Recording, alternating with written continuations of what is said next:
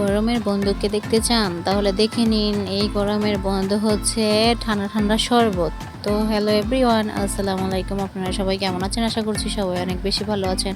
আমিও আল্লাহর রহমতে অনেক বেশি ভালো আছি। তো প্রতিদিনের মতো আরেকটি নতুন ভিডিও নিয়ে আবারও হাজির হলাম। আমি স্মৃতিপলকে সবাইকে স্বাগতম জানাচ্ছি।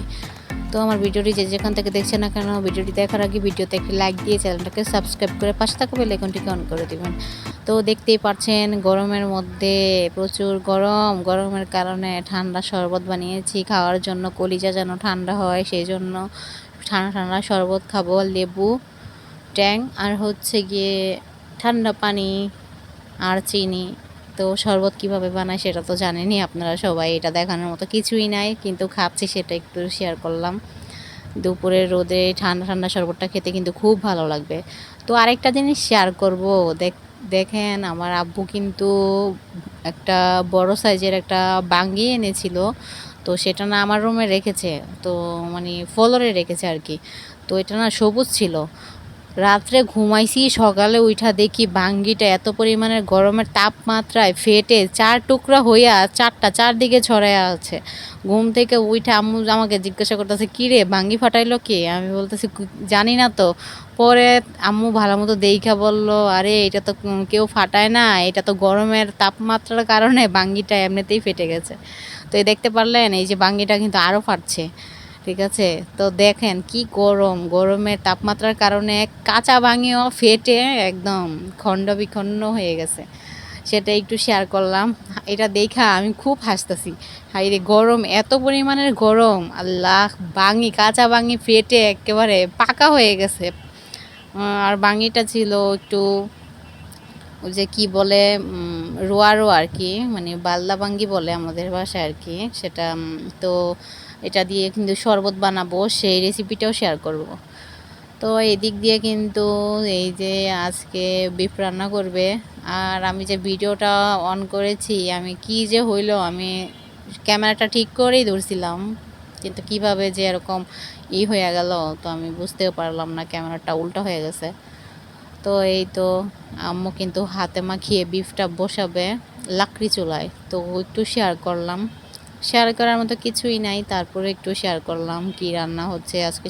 শুক্রবার, সেই জন্য আম্মু জিজ্ঞাসা করছিল পোলাও খামুনি। আমি বলছি না, এই গরমে রান্না করার দরকার নাই, পোলাও একটু বৃষ্টি পড়ুক বা একটু ঠান্ডা ঠান্ডা হইলে তখনই পোলাও রান্না করলো। তারপর আম্মু আর পোলাও রান্না করে নাই, ভাত রান্না করছে আর হচ্ছে বিফ আর হচ্ছে পটল ভাজা করছে।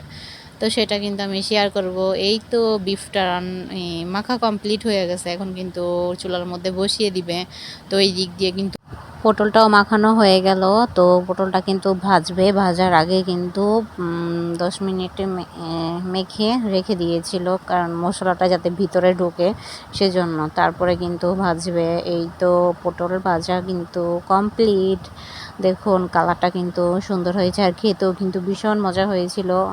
ঠিক আছে, অথচ আমি কিন্তু পটল ভাজা খাইনি। আব্বু আম্মু বলেছে খুব ভালো লেগেছে, সেজন্য বললাম। তো আমি এক পিসও খাইনি পটল, আমি বিফ দিয়েই খেয়েছি। বিফটাও ভীষণ মজা হয়েছিল। এই তো বিফের লুক। আর লাকড়ি চুলায় কিন্তু বিফটা রান্না করা হয়েছে, একেবারে মেখে তারপরে বসানো হয়েছে। মাখানোটা কিন্তু দেখালাম, আম্মু কিন্তু হাতে মেখে তারপরে রান্না করলো। আর এই দিয়ে কিন্তু কিছু সালাদ কেটে নিলাম, শসা, টমেটো, পেঁয়াজ, কাঁচামরিচ, ধনিয়া পাতা, এগুলো দিয়ে কিন্তু মাখানো সালাদ হবে। এগুলো কিন্তু আমিই কাটছি, আমি একটু আবার কাটাকাটিতে এক্সপার্ট। তো বিকেল দিকে দুপুরে খাওয়া দাওয়া করার পর একটু রেস্ট নিয়ে বিকেল দিকে আবার একটু পুরি বানাবো, আলু পুরি। সেজন্য কিন্তু আলুগুলো সিদ্ধ করে ভর্তা বানিয়ে রেখেছি। এখানে কিছুটা ময়দা নিয়ে নিলাম। তো তার সাথে একটু বেকিং পাউডার আর সামান্য একটু ছোটা অ্যাড করব। এই তো হালকা একটু বেকিং পাউডার অ্যাড করব আর একটুখানি সোডা দিয়ে নিব। তো এগুলো দিয়ে তারপরে কিন্তু এখন মেখে নিব। এই তো একটু একটু করে দিয়ে দিয়েছি, ক্যামেরাতে তো একটা বোঝা যাচ্ছে না। এই তো আমার পুরির ডোটা কিন্তু কমপ্লিট।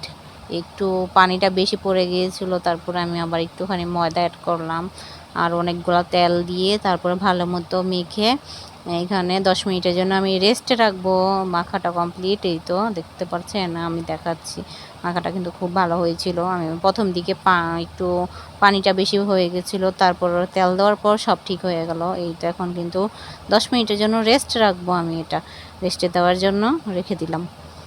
তারপর কিন্তু এই তো ছোট ছোট করে গোল গোল করে আলাদা করে গুল্লি বানিয়ে রাখলাম পুরির শেপ অনুযায়ী।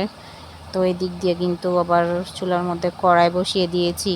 আর আমি কিন্তু রান্নাটা বাহিরে বসে বসে করছি, মানে পুরিটা বানাবো, কারণ আমি বলছি গরমের জন্য এই আমাদের তো সিলিন্ডার বাহিরে চুলা আনে, তারপরে কি পুরিটা বানাবো, কারণ আমাদের বাড়ির উঠানটা হচ্ছে পাকা, সেজন্য বাহিরে বসে বসে সব কাজ করা যায়।